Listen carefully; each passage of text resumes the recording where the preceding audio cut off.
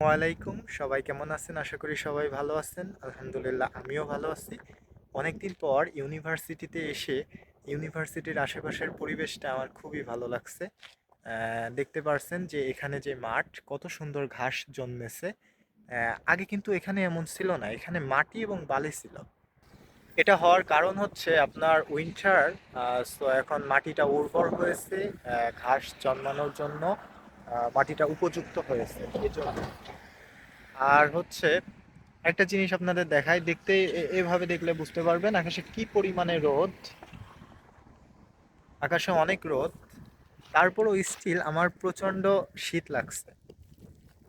দেখতে পাচ্ছেন আমি লেদারের জ্যাকেট পরে আছি, তারপরেও ঠান্ডা লাগছে। এটার কারণ হচ্ছে আপনার প্রচন্ড বাতাস প্রবাহিত হচ্ছে, প্রচন্ড বাতাস। এবং ইউরোপের দেশগুলোতে এমনই হয় যে উইন্টারে আপনার মাঝে মধ্যে রোদ থাকবে আকাশে, দেখে মনে হবে সামার প্রায় চলে আসলো, বাট ঠান্ডা এত সহজে আপনার যাবে না। সো একটু সারভাইভ করতে হয়। আমার খুব ঠান্ডা লাগছে এখন, তারপরেও পরিবেশটা খুবই ভালো লাগছে আজকে দেখে, এই জন্য আপনাদের সাথে শেয়ার করলাম।